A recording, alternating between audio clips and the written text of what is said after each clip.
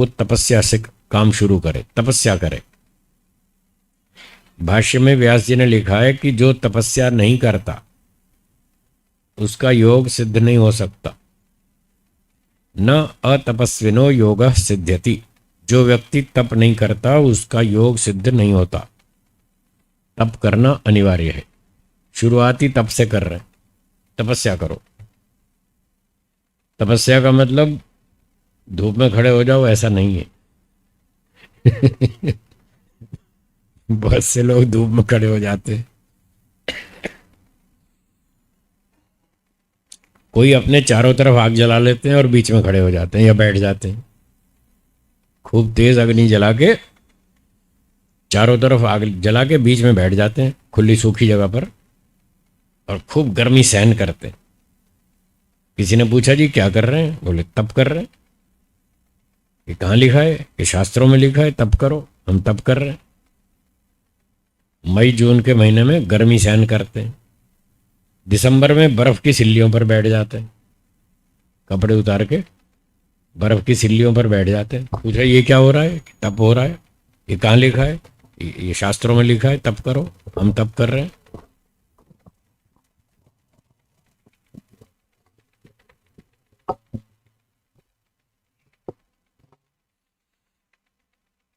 तो वो तप नहीं है, वो तप नहीं है।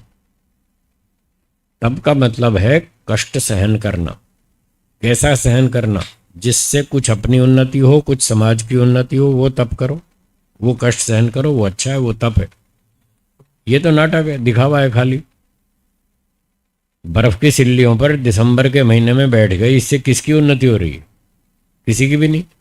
ना अपनी ना देश की, किसी की कोई उन्नति नहीं है। तो फालतू का ड्रामा है ये। और बहुत सारे लोग हैं ये ड्रामा करते हैं। वो तप नहीं कहलाता।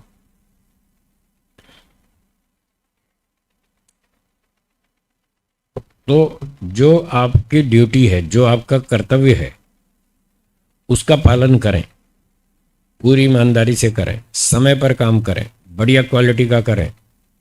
जब आप समय पर काम करेंगे, बढ़िया क्वालिटी का करेंगे, मेहनत से करेंगे, बुद्धि से करेंगे, ईमानदारी से करेंगे, तो आपको बहुत सारे कष्ट सहने पड़ेंगे। बीच में बहुत सारी बाधाएं आएंगी। उन बाधाओं को सहन करना, ये तप है।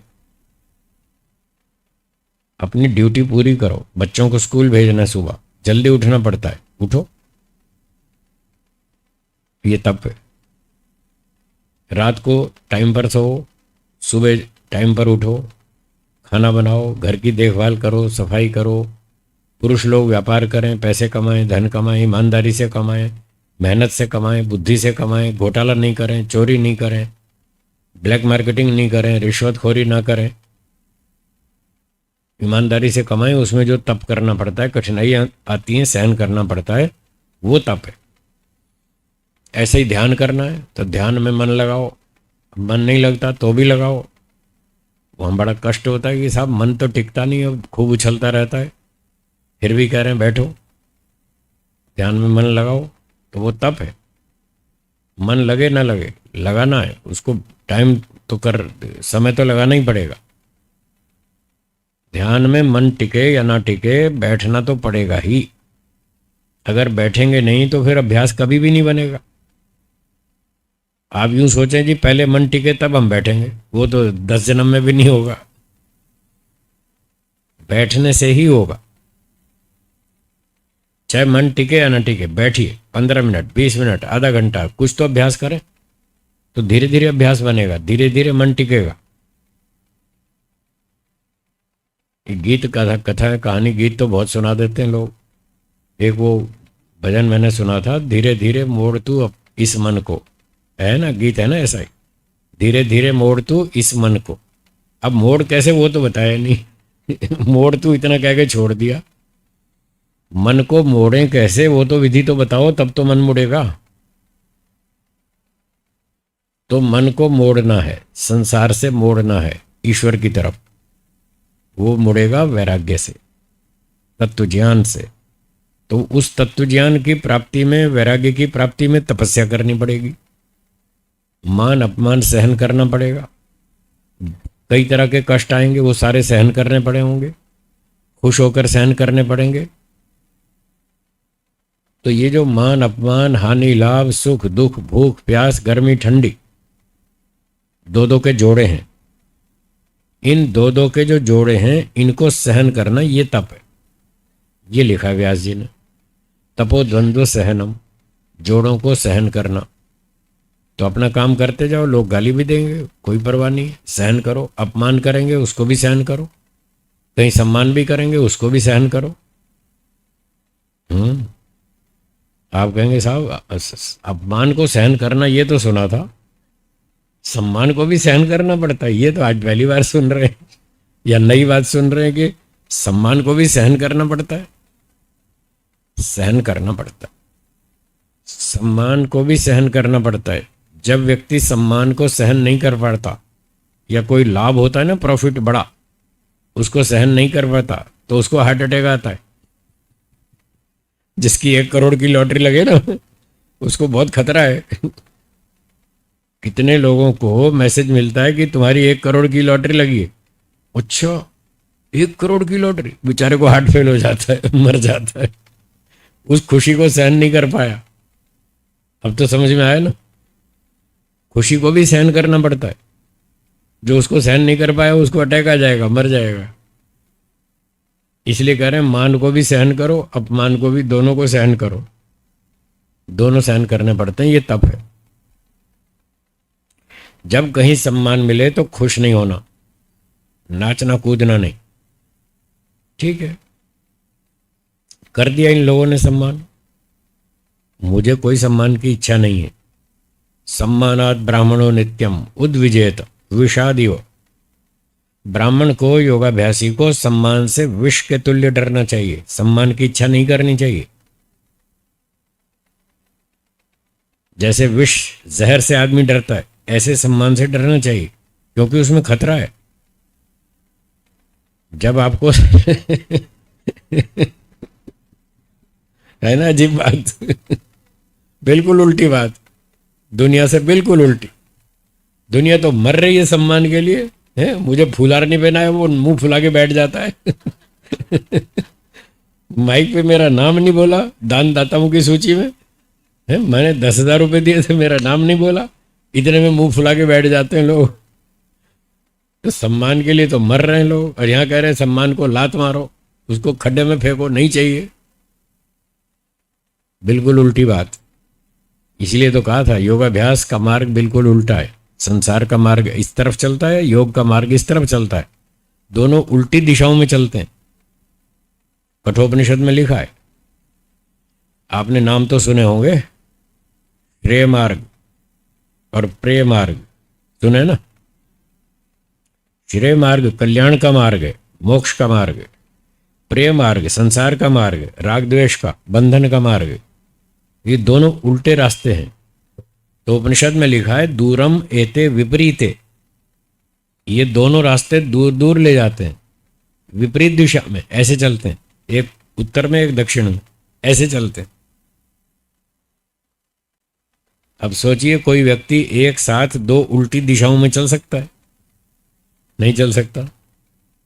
उत्तर में जाएगा तो दक्षिण छूटेगी, तो दक्षिण में जाएगा तो वो छूटेगी। एक साथ 2 उल्टी दिशाओं में नहीं चल सकता। तो मोक्ष के मार्ग पर चलेगा तो संसार का मार्ग छोड़ना पड़ेगा, संसार के मार्ग पर चलेगा तो मोक्ष वाला छूट जाएगा। 2 में से एक मिलेगा, एक छूटेगा। तो या तो सम्मान की इच्छा कर लो या उसको छोड़ दो। संसार के मार्ग में तो सम्मान की इच्छा खूब है, वहां तो लक्ष्य यही है, सम्मान प्राप्त करो। सम्मान के लिए खूब कंपटीशन है, लड़ाई झगड़ा मार धाड़ खूब चलती है। पर योग का मार्ग इससे उल्टा है, वो कहता है सम्मान को फेंको, लात मारो, नहीं चाहिए। क्यों नहीं चाहिए?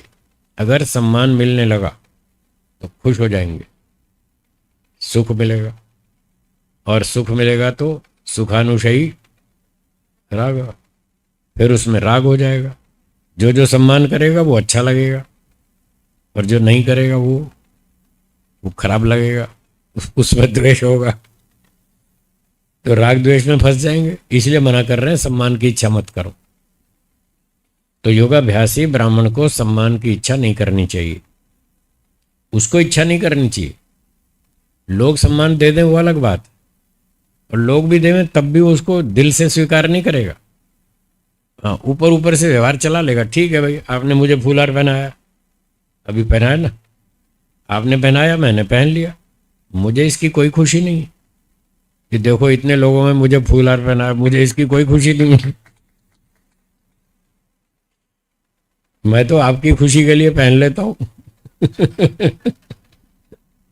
आपको खुशी है फूलहार पहनाने में, अच्छा भाई पहना लो।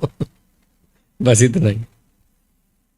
कई जगह तो लाइन लगती है, 8-8, 10-10, 15-15 लोग आते हैं लाइन में, कहे गुरु जी आपका स्वागत करना है। अच्छा भाई कर लो, आपकी खुशी है तो कर लो, मुझे कोई खुशी नहीं है, मुझे नहीं चाहिए कोई सम्मान, मैं उल्टा फंस जाऊंगा। तो जो ऋतंभरा प्रज्ञा है वो तो सही रास्ता बताती है ना, ये सही है, ये गलत है, ये करना, ये नहीं करना, ऋषियों ने भी बता रखा है। तो सम्मान से डरना चाहिए कि मेरा सम्मान ना हो जाए, और यदि कोई कर दे तो ठीक है, ठीक है, इनकी खुशी के लिए कर रहे हैं, कर लो भाई। और जो इस लेवल पर होगा, सम्मान होने पर खुश नहीं होगा, कूदेगा नहीं, नाचेगा नहीं, तो अपमान होने पर दुखी भी नहीं होगा। वही अपमान का दुख जीत सकता है। जो सम्मान का सुख नहीं भोगेगा वही अपमान के दुख से बच पाएगा, नहीं तो बच नहीं पाएगा। ये दोनों साथ साथ चलते हैं, राग और द्वेष। तो लोग बहुत सारे सम्मान भी देते हैं, बहुत सारे अपमान भी करते हैं। 12 पुरस्कार तो दे चुके मुझे अब तक 12 पुरस्कार मिल चुके हैं मुझे, इन नेशनल और इंटरनेशनल संस्थाओं ने दिए। 2 सम्मान तो अपने गुजरात के राज्यपाल महोदय ने दिए, 12 में से 2 बार तो इन्होंने दिया, और भी बहुत सारी संस्थाओं ने दिया, तो 12 बार सम्मान दिया। मुझे तो कोई खुशी नहीं है उसकी। मैं उसका सुख नहीं लेता हूं। जब मैं सड़क पे चलता हूँ, कोई फ्रूट की लारी पे जाता हूँ, फल की दुकान पर जाता हूँ, तो मुझे फ्रूट वाला कहता है चलो महाराज आगे चलो, आगे चलो। आगे चलो, आगे चलो। कहा तो राज्यपाल महोदय मुझे सम्मान दे रहे, और लारी वाला, फ्रूट वाला कहता है चलो चलो आगे चलो।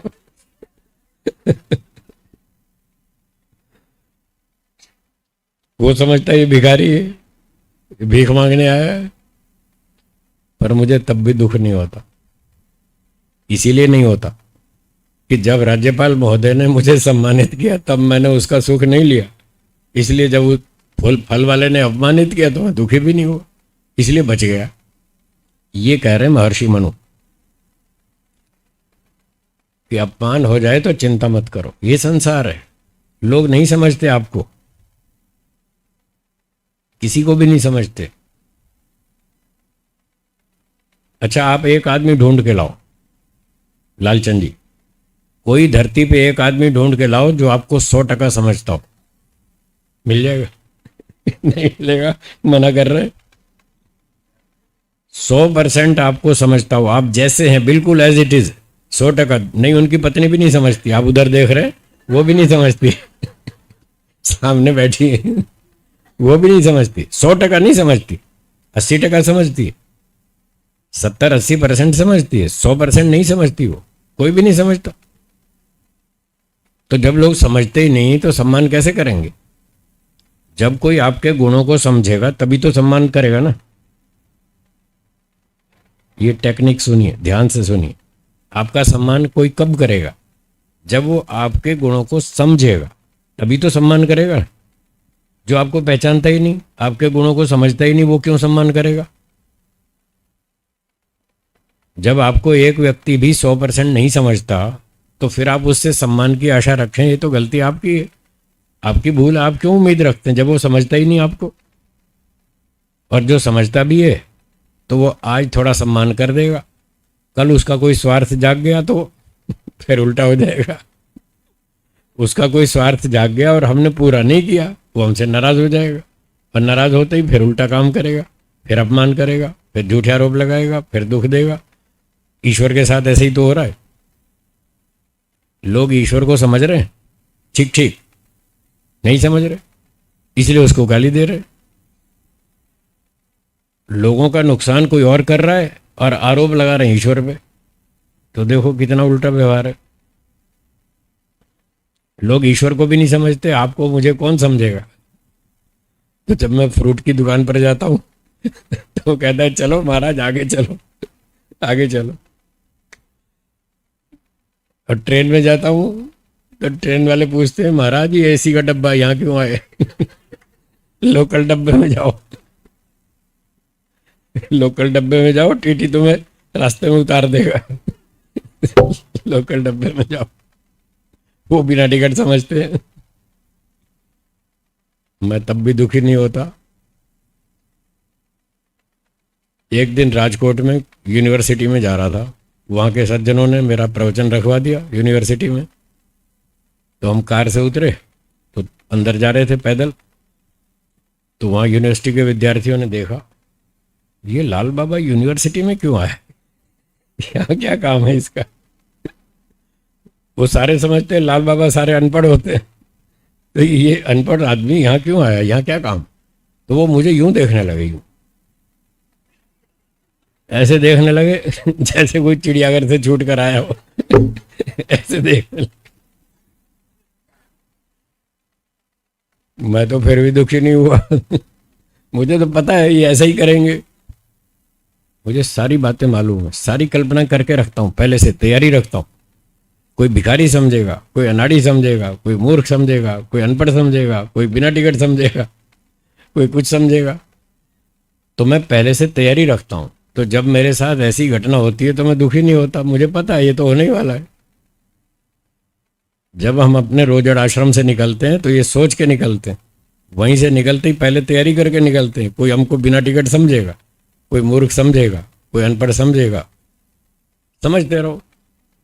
आपके समझने से क्या हम वैसे बन जाएंगे। मैं पढ़ा लिखा व्यक्ति हूं, कोई मुझे अनपढ़ माने तो क्या मैं अनपढ़ हो जाऊंगा, हाँ या ना। तो उसके मानने से मेरा तो कुछ नहीं बिगड़ा, फिर मैं क्यों दुखी हूं। मुझे दुखी होना चाहिए, नहीं होना चाहिए। मैंने कोई गलती नहीं की, मैं क्यों दुखी हूं। गलती तो उसने की है। मैं पढ़ा लिखा आदमी हूं, वो मुझे अनपढ़ माने तो गलती किसकी है, उसकी है। तो गलती वो करे, दुखी हूं मैं, ये कोई अकल की बात है। इसलिए मैं दुखी नहीं होता। मुझे गुरुजी ने सिखा रखा है, बहुत बढ़िया सिखाया है। ये सब गुरुजी ने सिखाया है, जो मैं आपको बता रहा हूं ये सब गुरुजी ने सिखाया है कि ऐसी घटना में ऐसे सोचो, ऐसी घटना हो तो ऐसे सोचो, आपको कोई चिंता नहीं होगी।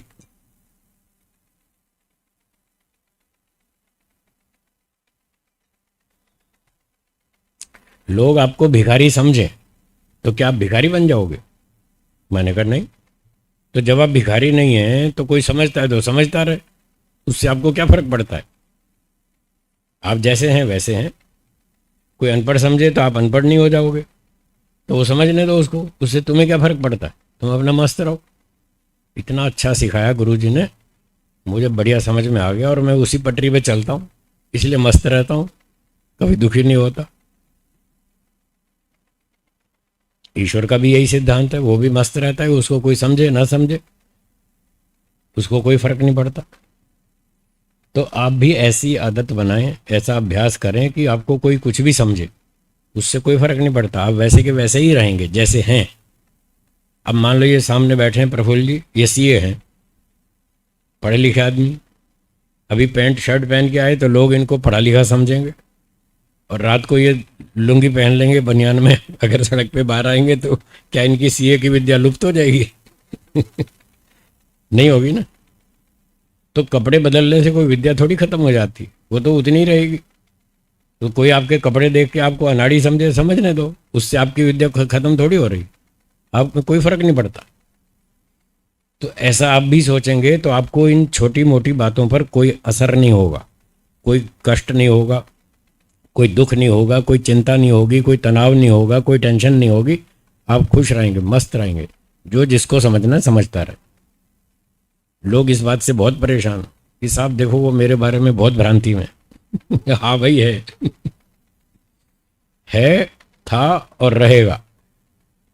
आप कितना भी जोर लगा लो, एक व्यक्ति को भी 100% अपनी सच्चाई नहीं समझा सकते। बोलो जी, समझा सकते हैं क्या? फिर एक को भी नहीं समझा सकते। एक आदमी भी 100% आपको ठीक ठीक नहीं समझता। आप में जितने गुण हैं और जितने दोष हैं, जैसे भी हैं, वैसा आपको कोई भी नहीं समझता। फिर चिंता क्या है? जो समझना समझते रहो, आप तो वैसे ही रहेंगे, अपने मस्त रहो। ऐसे सोचने वाला व्यक्ति तप कर सकता है। ऐसे सोचने वाला व्यक्ति ईश्वर का ध्यान कर सकता है। उसका मन ईश्वर में टिक सकता है, जो ऐसे परवाह नहीं करता। तो ये बात थी तप की। तो महर्षि पतंजलि कहते हैं जिसको एंट्री करनी हो वो तपस्या करे। इस तरह से मान अपमान, हानि लाभ, सुख दुख सब कुछ सहन करे, खुश होकर सहन करे। सहन तो करना ही पड़ेगा, चाहे खुश होकर सहन करो चाहे दुखी होकर, सहन तो करना ही पड़ेगा। अगर खुश होकर सहन करेंगे तो तपस्या है, दुखी होकर सहन किया तो मजबूरी है। फिर तो मजबूरी है। धूप में चल रहे हैं, गर्मी पड़ रही है, सहन तो करनी पड़ेगी। चाहे खुश होकर सहन करो चाहे दुखी होकर सहन करो, सहन तो करनी पड़ेगी, दूसरा कोई ऑप्शन नहीं है। तो इस प्रकार से तप करें। पहली बात क्रिया योग की।